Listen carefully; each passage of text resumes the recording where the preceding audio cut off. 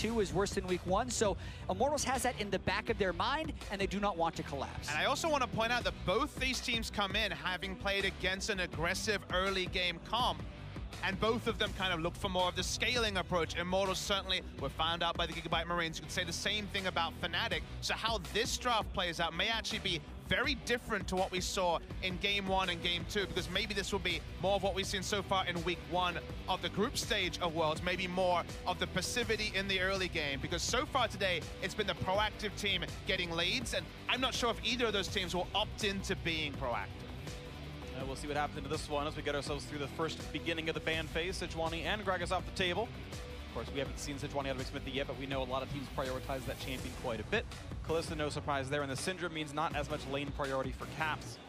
See what he goes to next up. Yeah, tons of jungle bans at Xmithy as he is the facilitator for this Immortals team. And also, no support bans so far this game until that one, but this just creates a Janna versus Lulu trade scenario, and you wonder if Fnatic prioritizes Janna highly enough to first pick it when it's going to be traded. That answer is yes. It means they also give away whatever Immortals want. A lot of times teams are happy to say, yeah, pick one, we'll take the other. We want some other priority pick. Not the case here clearly for Fnatic. And teams were definitely opting into Janna versus Lulu, Janna versus Lulu. Lulu Trist is the combination, like you say, Jat, that's locked in here. But I think what we learned over the first week of Worlds is that unless you're an early game proactive team, I guess Gigabyte Marines and Longzhu, the counterpoint to this point, it felt like Janna got a lot more value in Week 1 of the group stage. It felt like Janna, with her late game team fighting in so many games going late, provided more, giving the ultimate, applying the uncensored to everyone. So I'm not surprised to see Janna higher. Yeah, and what we've seen a lot of is Janna with Twitch and Lulu with Trist. And I would actually think that that has kind of gone definitely over to the Lulu Trist in the early game, and arguably over to the Twitch in the late game, whether or not it comes back. What I like that Fnatic does here is then going for the Xayah does give them a stronger lane than the Twitch that won't just get steamrolled. And then they'll still have Janna peel in the late game, just not quite the same team-wide tread that a Twitch would have. And both these teams actually going for some pretty strong early game junglers. Broxa back on the Rex side here. Of course, Xmithy on his second Ezreal game. Last time he played it, he did lose, but that was the battle against Longzhu, so you can't really fault him for it. I want to point out that the Broxa did, in fact, seem to go Cinderhulk Rek'Sai in the previous game. He wanted to be another frontliner. That might have been a team comp situation, or he might always think it's the best choice, because we have seen Warrior on this champion. Exactly. I wonder if he'll go Warrior again, because there's a potential you can snowball the game with that. Papa Smithy, when you talk about proactivity and how Immortals was up against the more aggressive Gigabyte Marines, when you're tracking combined kills per minute, which is the mark of how aggressive or fast a team plays, Immortals was extremely fast during the regular season, the fastest team in the North American LCS, so they like to play fast in the ideal scenario. And I guess that's why it was surprising they opted into what they perceived as the World's meta, the scaling meta, the Twitch Janna of bot lanes as a meta. This game will be different. You see jungle Ezreal, you know that they are going to be playing much more on the front foot. I would imagine Flame would go for the Maokai here, just locks it in as I say it, given that that allows you to combine very well. Could even be a level 2 gank top lane, just like the old Nidalee Maokai days many moons ago. This does give Soaz his choice of options, though. So I'm interested to see where he goes for the top lane. Absolutely, and of course the metagame response would be, oh, Cho'Gath, he's the other big tank in the top lane we see so much of, but Cho is very unreliable in getting away. He's an unsafe champion. He's got no blinks or anything like that. And we know Ezreal Maokai can be such a strong 2-on-2 gank.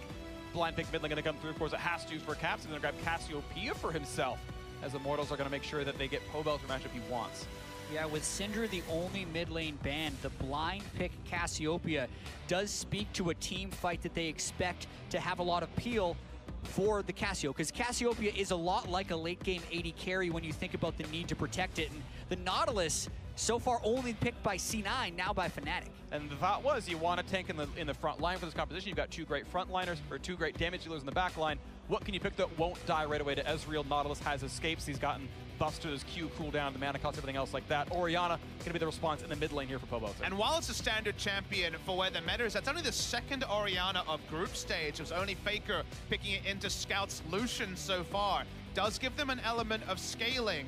Very interesting. I like the Nautilus here because you see Ezreal, Maokai, and Trist Lulu, and you know that Immortals wants to play through bot lane. We already had Xmithy last time he played jungle Ezreal this tournament. play through bot side and Flame come in with smart ganks. Now they also have a faster pushing top lane. When we had these tank top laners and it was largely Maokai, Renekton, Nautilus, it felt like Nautilus was the more early game choice and provides early game coverage with his TPs. That was the case then, but that was also with the triple Doran's ring working and also lower mana costs on Nautilus. And I think one of the large reasons he fell off because a lot of that was muted. So I feel like now the main thing that Nautilus brings is that reliability to get a knock-up on a carry that you want to go for. And Soaz is going to have to do a lot to get to that point on Nautilus. And a big part of this champion is the fact that a lot of that crowd control cannot be cleansed. The knockup's going to last kind of regardless. You can get rid of the stun on the back half of it, but the ulti's there. The pull through with the Q is going to be there. So threat onto the back line is there. The damage up, but certainly in this comp as well.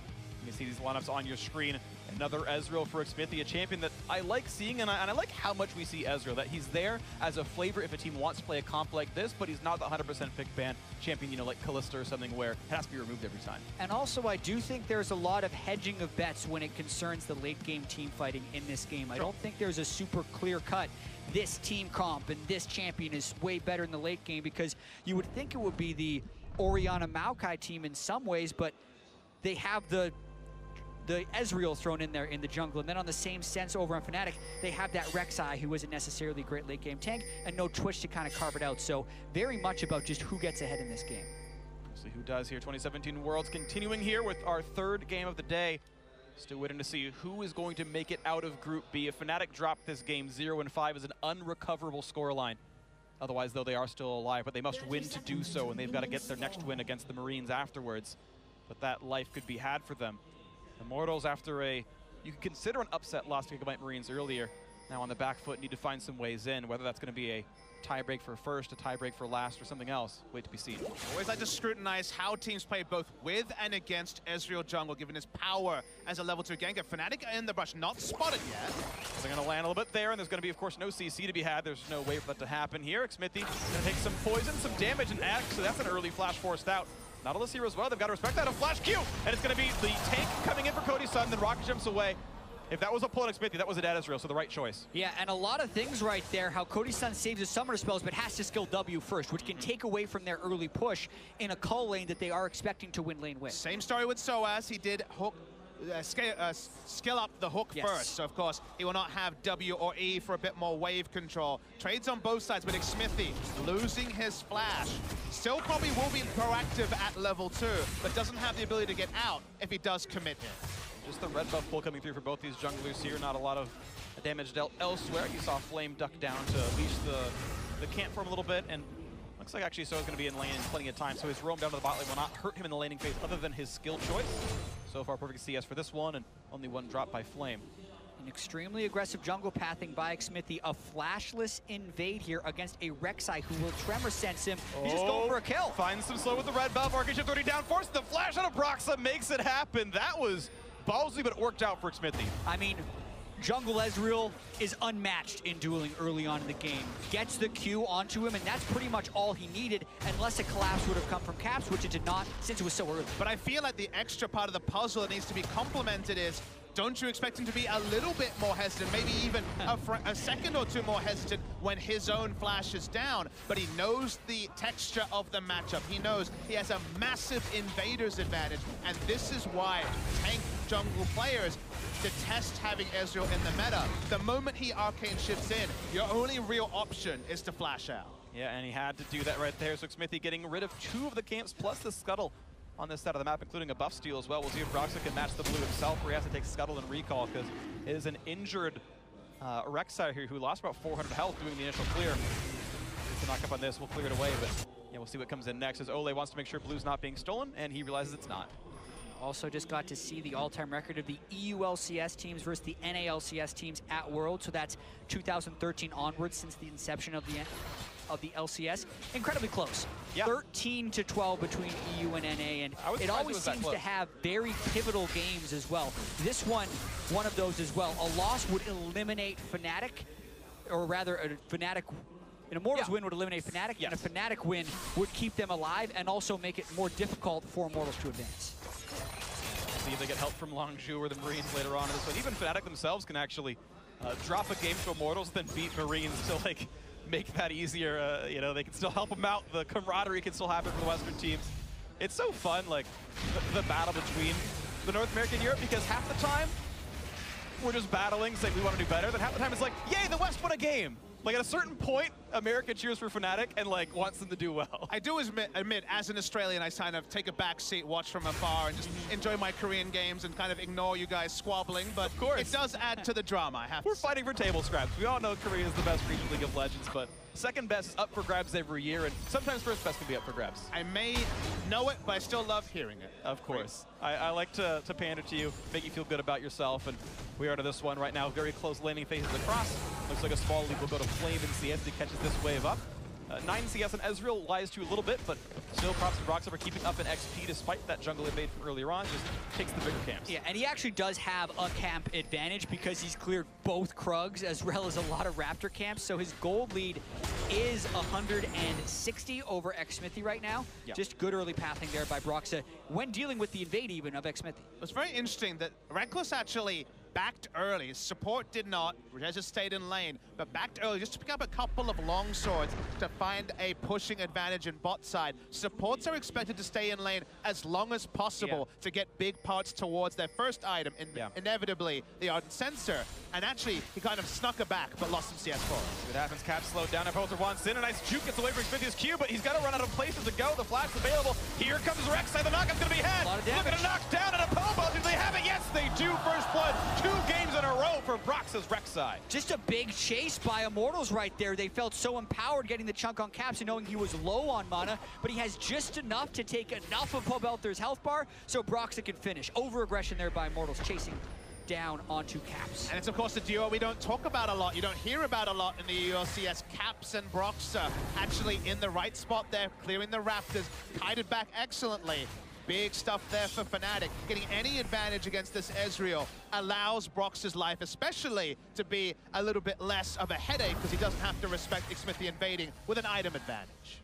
And also just talking about past Worlds experiences. We mentioned Pobelter was 2-1 in 2015 to a bad week 2. It happened 2 years in a row for Xsmithy on CLG. So he has a lot of memories of being good in the first week and falling apart on the day in the next week. He burned his flash early. He made a good play to make the invade onto the Rek'Sai, but here, a definite overchase by Immortals. See Xsmithy come in. He was hoping that the first initial Q would hit, and maybe they would have enough damage to stop having to face check areas they did not have vision of. Broxah is completely on point with his engage here. Good focus damage onto Pobelter. Also want to draw your guys' attention to Broxah's items. He does have a longsword, so the chance of Warrior certainly a lot higher. I think it is generically the stronger build, but I think you might need a tank on your team to make it work. And of course, with Soaz and Nautilus, Broxah is allowed to go for the squishier Rek'Sai look, and that snowball can continue. Rek'Sai has great attack damage ratio. And it's kind of both a half step both ways. If you see Kha'Zix plays, they sometimes go red smite Warrior just to have that extra dueling against Ezreal. He's gone Tracker's Knife, he knows he needs vision, but the Warrior at least means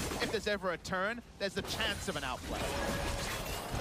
Like he's on the bot side. It's an item lead for Cody Sun by quite a lot. He's got that BF Sword recall and is back in a lane. That was an important thing by the Immortals duo to do very well down here. Farm lead right now is 11. And they'll keep that for at least a little bit here as Caps gets away with some of the control wards. See the next item spikes come in right now, but you should expect the Immortals duo to do very well here in this one. They're going for the cool start, which I would say is about as greedy or aggressive or late game as a Relic Shield would be. You get more gold on the Marksman, of course, a slower Ardent Sensor on the support. Yeah, especially for Tristana when the Trist items are very important, the Infinity Edge and the Static Shift, rather than hitting the Power Spike exactly the same time as the Lulu like some of the other builds do. I like the call, and also because Janna has such low all-in potential, the little bit of health from the Relic Shield isn't necessary in most cases, and when we've seen this Trist-Lulu duo matched up, they push so quickly that you often see them getting a lot of turret damage. Looking at this lane with the double longsword that Papa Smithy pointed out earlier from Reckless, they barely touch the turret. What I also factor in when you're deciding your starting item is how you expect the game to play out. You see the Janna, like you mentioned, probably going to be more of a farm lane. Janna versus Lulu is usually the indication of that. There's also much higher priority on the enemy junglers to play around the solo lanes, just given how much CC there is in top, and also what we've seen in mid lane. So it's not surprising the junglers haven't been bottom, even more likely to opt into the investment choice of the Cull and not be punished. I like this choice by Ole to walk over to the lane. Of course, with lane priority, it allows you to go for this. But he's got the ulti, so we can burst it down right here. The smite should come in time, and yes, that is Infernal Break picked up at 9 minutes for Xmithie. The team was there just in time. We have big Infernal Drake if this one scales late. Ezreal, Orianna, and Tristana all benefit largely from the increased attack damage and ability power. But there is a deficit that Immortals is playing around. That mid lane is not going well whatsoever for Pobelter, going very well for Caps on that blind pick Cassiopeia. It's a matchup that usually scales into its own a bit later, but Xmithie coming in and actually leading to Pobelter's death has kind of thrown off the timings of when the mid lane trades can go better and better for the Orianna. So like you say, something to consider. Top lane, of course, nothing happening there.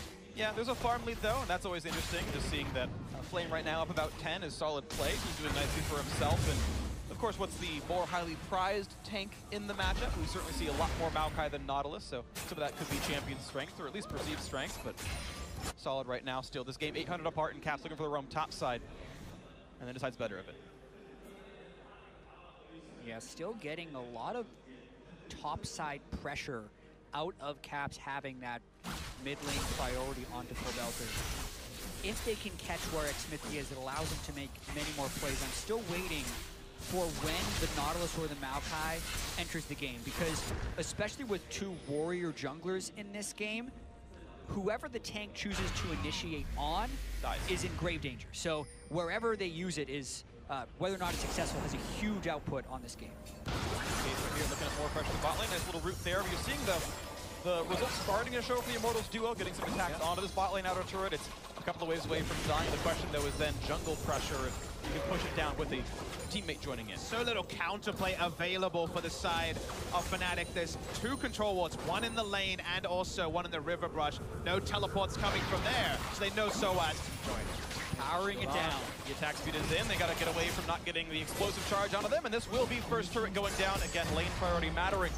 And a big surge of 1,000 gold going towards Immortals, putting them 600 gold ahead now of Fnatic. Yeah, that's huge. Cody Sun's call also has been completed due to his 109 CS, so he's going to have a really nice trip back to base, and they're either going to return to that lane to prevent the turret from going down, or they're just going to look to cycle top. And while we focus on Ezreal as a ganking jungler, just because level 2 with red buff, his early game ganks, he's also, just like Graves last time he was in the meta, and I guess you could argue he is, given that Cloud9 has played him at Worlds, he can just enter a lane that's pushed up, auto-attack safely, even has the Essence Fox to buff the attack speed and also help take down structures. So he's also very useful in that way as well. Absolutely agree. We'll see if that can happen some more on this one, or if Fnatic finds their next way to bounce back. A nice little recall stop by Soaz. Didn't mean to get into the brush, just landed the Riptide all the same, pushing the wave in. Of course, the Immortals duo is here to make this happen, and look, it's the same three champions yet again. The range squad here, the auto attackers, are going to knock down their next turret. They should be a little bit faster in the play than Reckless. Yeah, Fnatic's not caught up on this play, so it's probably just going to be a potentially full turret advantage for Immortals here. They've also already cleared the Infernal Drake down in the bottom side, so they can take the Rift Herald either now or after if they so choose. This is nice. Immortals committing the teleport to make sure they get it on this wave. Yeah, but Fnatic gonna make it happen. Yeah, still relatively behind on this play. All right, that's turret down at least a little bit first for Fnatic, as Immortals going to split their pressure up a little bit. Cody's going to be a little slower, but it'll be okay. Yeah, it's a greedy play by Immortals to go for the Rift Herald right now rather than start the turret, because it sets them behind on the tempo of the turret trade. But with the Rift Herald, they're hoping to take the mid-outer after this play. It just depends on how well Flame can defend under this turret. And that ends up being priority of turret. Ulti coming across, gets the shield, here comes the burst damage across, trying to juke as much of that as he can. The ulti from Jesse getting the heal, and Flame jumping over the wall, staying alive. And here comes Braxa, wants a bit more. Gets a bit of a heal out for Flame. He's got the teammate around, but the chase is in for Caps. Looks for the stun, but here comes the team. Xmithie's there in the play. The Shotgun's gonna land. They're gonna look to talk down Caps. Can they get him? Yes, they can. The autos come through, and now it's Soaz forced to run. He does have flash, so the slow from Glitter won't be the kill just yet. Ole still in the chase. Xmithie, of course, you saw he got the kill credit on that one. A delayed announcement as top lane did finally fall to Cody Sun. As far as greedy plays go, that's a huge payoff for Immortals. They get a kill, and they're still going to end up trading the turret in the top side. And you get bonus swell, blue buff. It was greedy actually by the side of Fnatic also because they tried to do so many things at the same time. They could have just taken the inner bot lane turret and realized that eventually they'd probably trade the mid with Rift Herald and say, okay, we've got power around the bot side, we can make that work. But they try to get a kill in transition as well. Pobelter was already going to be there with a shield. The chance of actually making the ult flash play from Caps was low. Sure. End result of the play, though, is -1 kill, or I guess +1 kill in favor of Immortals. It is an overall 2-for-2 turret trade. Rift Herald was consumed in the kill of mid lane outer, and so that bot lane first turret that Immortals already gained from the laning phase remains. That kill from the overdive, certainly a nice thing for Immortals, and now we're back into this square. 700 gold apart. Smithy wanting his red buff away from Broxa. Smite fight gonna be taken by Smithy. It wasn't even a smite for Broxa, it was free. Very good on the smites, though, regardless for Smithy. Always trying to burst that with damage, and then Fnatic still can't catch up to that turret. So we're going to watch this whole sequence of events again. Flame getting a large Courage of the Colossus shield, then just realizing it's time to flash out, getting a good angle over the wall. And as you mentioned, a lot of greed coming in from Caps at the end. I mean, you watch the back end of this. Caps does not have to make the flash ult play. Smart from Flame, who honestly played both these phases of the replay perfectly. Stood on the left side of the turret, gave himself an avenue to flash away to. Flashing further to his base wouldn't have worked. And then, well, we don't know where Cassio is. She can only come in from one direction. Looking away there. Very nice from Flame. Sort of stable play we'd expect, given his year. But does Immortals try and contest this Ocean Drake? It is 5 strong for Fnatic, and their bottom lane is very far behind. Nice pick up right there. Drake goes over to Fnatic with this one. Broxah getting the credit on this. Though the ultras were all available, no fight to be started. Immortals, though, could have a little bit of alone time with the map because there's these recalls forced out from Fnatic, so yeah. Ocean Drake turns into what? This could very well be inner turret in the mid lane. They have such mid lane priority on this. A lot of attack damage on Cody's Sun versus explosive charge already popped here in this turret now below half HP and no one else here to defend. So yes, Ocean Drake actually turns into mid lane 2-2 trade because they were pushed down to the bottom side, forced to recall away. Yeah, these 4 ranged auto attackers, like I was mentioning, can do a lot of work. Normally, Ezreal's W, his ability to scale later, you often don't get much value out of it. 4 auto attackers get massive value. They take down another turret, and they keep the tempo advantage for Immortals. But it's still pretty slight. Fnatic certainly, once again, in this game. Absolutely within reach. 2,000 gold apart, though, and this one's got to feel good for Immortals fans right here in North American LCS, hoping to make themselves into the top 8. A region that so regularly disappoints in week 2 of the group stage. Immortals hoping to buck that trend here. Yeah, and Fnatic trying to catch up on this top lane turret. Again, looking at the 80 carries, the CS looks even, right? But consider the call, the no purchase of the Relic Shield, and all the turret gold, and suddenly you have a 1,000 gold lead for Cody's Sun and a strong 2-item power spike. Brox, you can see pushed around. Static Ship Infinity Edge crits do so much damage, and a TP coming in. Flame wants it. He doesn't have home guard, though. He's not on the fountain, so he's far away. He's going to loop. It's a long flank. Through the bot side. The chase is still coming in. Of course, both Orianna and Lulu can add move speed, and Flame just gets nothing out of that teleport. Yeah, they were maybe expecting Fnatic to all in, but a rather ambitious teleport thanks to no home guard boots. And also a bit of a reveal, Fnatic's going to try and loop around potentially. Oh, they can catch him. Turn, and they got him. He's going to land. They've got the CC as well. No way out. Oh, he's going to flash, and okay, there's a way out.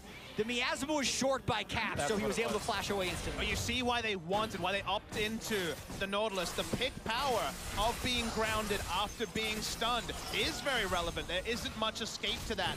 Models need to be so smart about their wave management as well. Speaking of waves. Yeah, they're going to have enough with this one. They're going to knock that one down. Ocean Drake region helping, and they're going to wave the turret goodbye. But top lane 2-2 under fire. That's going to be a trade quickly picked up as long as the Immortals can walk away, and they can. That's a turret trade that I think Fnatic should be happy with. Breaking the outer mid lane turret is incredibly important in the second tier turret in the top lane, not nearly so. I think that's why Pobelter burned his ultimate trying to clear that wave. He really didn't want to give it away, but essentially that's the extended play from Soaz catching Pobelter with the Nautilus. And we've seen the proactive use of Monsoon to apply Ardent Sensor. You look at Fnatic's comp, remember, it is a warrior, aggressive build on the Rek'Sai. Cassiopeia famously good at claiming Baron. The Baron power here in terms of being able to take it fast is very high on Fnatic. So taking the mid lane turret, getting the ability to put deep vision, Baron focus from Fnatic, I think will be on the menu earlier than you might expect in this game. Absolutely agree. Of course, it's going to spawn in 1 minute and 45 seconds, and that might be the exact time Fnatic shows up in that jungle, in that river, and look for the play. Right now, a trade of resources yet again. The waves going back and forth. We'll wait to see what comes in next. Reckless not yet on his first, or sorry, I should say second major item. Essence Reaper still the only big one he's got in the inventory. You gotta say, Cody Sun definitely gonna be a better team fighter at the beginning of this game. Yeah, and he's got to make sure he's positioned properly, because we talk about the connection of a Nautilus hook into a miasma being an inescapable combo. Yep. If you don't have your rocket jumper flash buffered before that happens. And so much of the early turret gold is in Cody Sun's pocket. Plus, he has had a few moments this tournament and even during the summer split where he's caught out of position more often than other AD carries. So incredibly important that he stays safe for this Immortals game. I mean, put simply, a lot of the gold lead is in Cody Sun's pocket as well. He has massive gold advantage. High DPS build as well, whereas Essence Reaver is very much a building block item. That's why we saw Flame overeager to fight. They want to fight now. They feel super, super powerful. But Fnatic will do smart. Just buy a bit more time. See if the Spiral Spike can still be used. These items have not yet changed hands yet. Reckless very close to that situation right now. I believe he still can't quite afford a static shift, but he's getting closer to that mark. Or any of those other items, they all cost the same. Immortals would maybe want to fight a team fight. So far have yet to get themselves one. Only one kill per squad as we go 20 minutes in. It's been fairly bloodless. Lots of turrets and objectives falling. Here's this Baron. Fnatic can safely make this invasion play. They know that Flame does not have teleport. We talked about looking for vision. We talked about Baron priority. This is the time to get the actual first step, the wards, because they know Flame can't be there for a TP gang. Immortals cannot sleep on Baron control right now. They had a lead on Longju, went for a Drake, had Baron taken away from him. The Cassiopeia can take the Baron so quickly, and Immortals is going to have an extremely high priority on keeping vision around this area. Let's look for the next play. One of the things they claimed was the reason for the loss is they played too scared around TP disadvantage in that Longju game from the previous week. There's still about 30 seconds of Flame not having it, and Soaz does. And with Flame still aggressively pushing the bot lane, they didn't pull him up to the team. They let him push the wave. They felt comfortable stopping the Baron, and it seems like the over-cautiousness has drained out of the system a little bit. Immortals withstood the TP disadvantage, and it's going to be back up in 5 seconds. 27 seconds for the Infernal Drake. You can see the item difference still paying off for Immortals. Extra zeal on top of that Trist. Yep. So that's the moment in these games as well where we've seen certain Trists just absolutely take over. You can get that chain of crits with Lulu that sets up the resets before major armor has been built up by anyone on the opponent team. You see how aggressive Xmithie is. He's looking for the pokes, constantly trying to get themselves into a fight. To be super aggressive though, there's no exclusive vision on either side. All control wards in the game are actually in the inventories of the player. So no one here has exclusive vision in an area. Yeah, and anytime Immortals doesn't see Fnatic, they also have to worry about Baron. But they have a control ward in that Baron pit, which makes them safe to at least look for Infernal. But they would actually rather fight than risk this objective trade dance. The case. They've got some stealth wards in that river as well, looking closer and closer to each other. So is the front line. Flame ready to get hit as well. Here's the anchor in. This could be the fight onto the battle. Flame going to be the front line. A nice true shot for Rugg. Constructs with the half HP, and now Soaz forced to flash away. Rock jump to chase, but he gets knocked up by the ulti out of Nautilus. Phobos are getting low, and he airballs the shockwave. This could be the fight that Fnatic really wants for themselves. 5v4 in the map. A top laner low, but he's got TP available. Huge play by Caps over the wall right there. Cutting Pobelter off, panicking Pobelter into that whiff shockwave. That's Infernal for Fnatic. Nicely picked up right there. The battle was big, and Fnatic starting to fire back. Only 1,000 gold apart. They've tied up the Infernals, and Immortals actually on the wrong side of this one. Keep in mind, they're on the back side. This is not their side of the map, and Braxton picks up a kill. Now Cody Sun. Rock jumping away, but a summoner he'll use to chase in further. Jessus pops that summoner. Now 3v5. The chase can continue. This could be a complete wipe of Immortals. They're still trying to run away. Xmithie has nowhere to go. He's going to lose his life. This will be three straight kills for Fnatic. That's the smite down for 37 seconds. Fnatic is running straight to Baron. They know Immortals is already cut off on the other side. They might try this one. And it seems like it's the right time as well. They have massive damage, if not the Monsoon, to give everyone the Ardent Sensor. Probably having it on Xayah is enough. Teleport used as well. Should be Baron on the side of Fnatic. Looking to stay alive in this group stage, looking to make it to the top 8, make it to the quarterfinals. This Baron getting burned down, and there is no smite. There is only some damage for the Immortal players. Can they get the shotgun? Only going to fill a little bit of damage. Nothing to be done at all. This could be a kill onto Flame now. The team's got to run away. He flashed, but gets pulled right back in. And here's Soaz with the ult. He's going to find the two-person knockup. Cody Sun on the wings looking for Caps. Does not get stunned. Looks for some damage. And it will be Immortals able to kind of push the team around, but still a Baron with no death going over to Fnatic. Just like that, they have their gold lead back in this game. such close fights around the Dragon area, but just hugely outplayed by Fnatic, and some big mistakes by Immortals. Totally whiffed Shockwave, running away on the wrong side, not recalling early. I mean, it was both a team fight and then, as you say, decision-making to kite towards the red buff area of Fnatic. There's going to be more target acquisition. You have a Nautilus who can be very easily sped up and look for closest target. That part worked, and they lost the maximum there, Immortals, just fighting around a Drake. And now this is a 1,000 gold lead for Fnatic.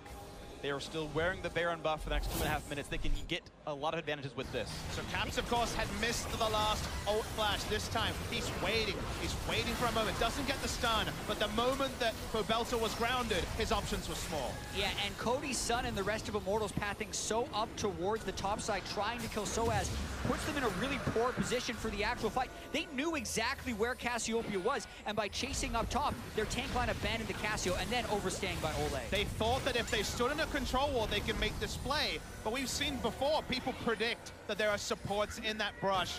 We saw a kill from a Syndra onto, I believe, Core JJ last week. So not making the percentage plays Immortals and losing the maximum. See what they can do on this one. Baron buff on. The fight could continue. Will they find themselves the dive? Not just yet. Cody's been able to cut away, but Immortals looking to make Fnatic wait as long as they can between these turret kills, looking to bait out and defend as much of the Baron as possible right now. Fnatic still on the front foot here, 2,500 gold ahead, looking to push that even further. Just want to re-emphasize the importance of this game. Fnatic still not eliminated from this. The possibility of a 3-way tie for second is alive if they beat Gigabyte Marines, Immortals, and if Longzhu remains undefeated. That's the trifecta to get them into that 3-way tie. And looking at the goal difference from date, the first time these teams played, it was a rocky ride for both teams, up and down, and it looks like we're in for one once again. Immortals seemed like they had the strength, seemed like they were destined for the second Infernal Drake. But then Caps flashes over the wall, everything changes. Yeah, and of course that previous game, the reason Immortals really even won it was Reckless overstepped. He flashed forward to chase Pobelta on Twitch, gave up his life, and that was the team fight, that was the game. You saw Immortals win the game still down in gold. You know, Reckless is not going to try to make that same mistake this game. They've got control, they can keep it. And look, everyone has that moment from Reckless etched in their mind, but remember, that was kind of a symptom of a problem Fnatic had where they didn't know how to close the game when they were in the lead. We saw Reckless in stealth, hunting for something, trying to make something happen. So far earlier today, fundamentals are good. Here, Fnatic, let's see how they play the map, because it doesn't have to be just Reckless finding targets. They can play the map smart. Exactly, and it wasn't just that play that cost them the game. There was a moment where Cho'Gath blast-coned over a wall to a low-health Baron, was unable to secure it, and then Flame picked up a solo kill on the other side of the map. There were situations where Fnatic could have closed out the game, and here, I feel like there were even situations where Immortals was in position to close out the game. When Cody's son was in Infinity at Static Shift Zeal, to Reckless not even having the second Zeal item until that fight at Drake, where now Fnatic has a smidgen of control. It's just 3,000 gold.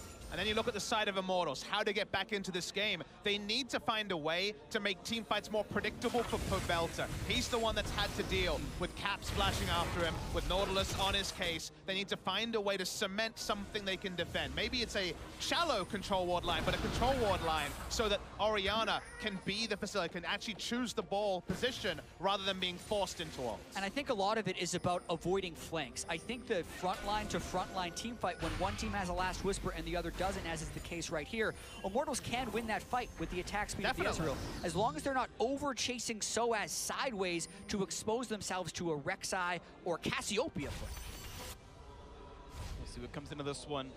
Third Infernal Drake of the game spawning in 30 seconds, and Fnatic have complete control of this side of the map. The Baron buff has timed out, the map is reset. End result is a 3,000 gold lead, and we'll see if Fnatic can keep this one moving forward. 3K at this stage of the game. Pretty small, not a gigantic one, certainly something that can be battled back against. A lot of that money, of course, is going to be on Jess's, specifically the individual monetary difference, 1,400, so half that lead is just supports. You can see redemption being done on the one side, not the case here for Ole. Caps trying to zone out the squad in front of Rick spawns now, and Fnatic have the ward control.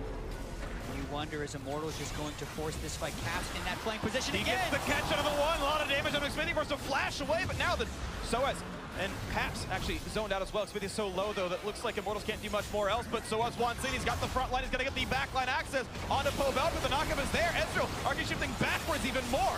And the shotgun's going to land in a cap, so they're followed through. Not quite just yet. The rocket jump forward. The damage is going to be there. Yes, Redemption not going to reset in time. So 5v4 and no mid laner. The chase is in. A nice root from Reckless. The blade color helping a bit. But a kill for an Inferno Drake, I would take Fnatic's trade. Getting more there is actually very difficult for Immortals. It does stall the momentum coming through from Fnatic. Very nice turn. This time, they were kiting back as a unit. Caps was out of position because, of course, he was goalkeeping the attempt to steal away the Infernal. They got that, but when Caps rejoined, Immortals saw their chance. Yeah, and also, we say it is an Infernal Drake for kill trade, but the no trade was necessary. They actually win the engagement here as Caps gets the aggression of the Immortals team to chase him off. They can back away. He's just in his base, but it's Fnatic who says, Xmithia is low, it's go time. Soaz can get onto Pobelter, and Fnatic try to force the fight. And it's these sort of situations that I watch and I wonder, why did we have to fight? The objective was down. Forcing a fight there, over-forcing is what allowed IMT to finally play front to back, to finally play the team fight that had been denied previously. If there's a Baron to fight over, sure. But in this case, it felt like they were looking for bonus objectives and just some free kills. So I don't like the idea of going for the fight. Caps failed to flash a shockwave, a one-man shockwave. He sees the ball come out, and he doesn't notice it. He's just so caught up in the fight. It's an individual misplay that betrays what is otherwise a good call, so I can't hate Fnatic as a team for doing this. Exactly, and we've seen a lot of right idea, bad execution in moments for both Fnatic as well as Immortals today, and the pressure is huge. This is the highest pressure game you're going to play. Immortals is in a situation where they just opened the day losing to the Gigabyte Marines and still have to play Longzhu. They do not want to have an 0-3 day. They have to perform here. Here comes the backline axe, the stun onto Ole, tags the mid laner as well, but they re-engages. Not to be had just yet. They've got Soaz been isolated. Look at the damage they've got. Nautilus is going to fall, and Flame stays alive. Now Cody's under the chase. He wants Reckless. Reckless has Flash. He has the ulti as well. He can get away and does so with that one. Now 5v4 though, and there was no frontline. Broxa is squishy on this Rex side, so the push can continue. Flame gets the passive, gets a heal. Baron is up. Immortals is actually choosing not to finish this turn in threat of the Baron. They're actually indecisive. Cody Suns walk back and forth. They have TP up on Flame, so he can home guard back into this one. Mid lane will fall, and the rest of the squad knows they can threaten the 4v4. Blue up gonna go over to Xmithia, and it's gotta be Immortals getting their cake, eating it too. Now Reckless in the 1v1, but he is ultless.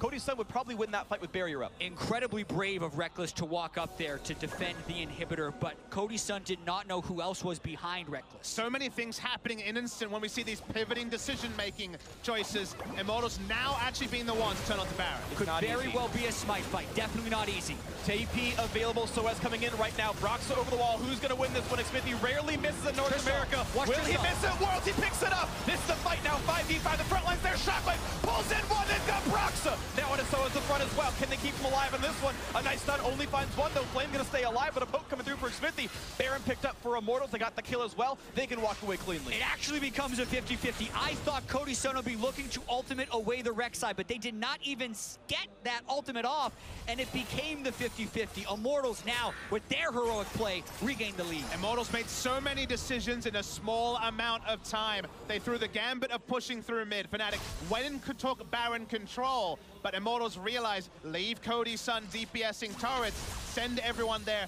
ensure they're not going to start a Baron 4v4, 4v5, and from there it all flowed on. But as you say, Jack, Broxa was in position. He absolutely had an opportunity. Oh, wow. 100 HP, it was there. Q, he was syncing them together. No smite from Broxa, then he instantly falls after trying to go in for the steal. And a nice little sidestep by Cody Sun to avoid the ultimate from Caps as they speed away from the fight in the one kill. They're going right down mid looking for that inhibitor though. That turret was killed earlier based on pretty smart macro plays by Immortals. Now they're going to knock down the inhibitor itself. Of course, it's a 5v5 on the map, and they've still got to respect Reckless's damage output, who's on a lot of crit chance right now, actually. 90% right now on this build. He's going to do plenty of damage, but the inhibitor's going to fall. Immortals look for top lane.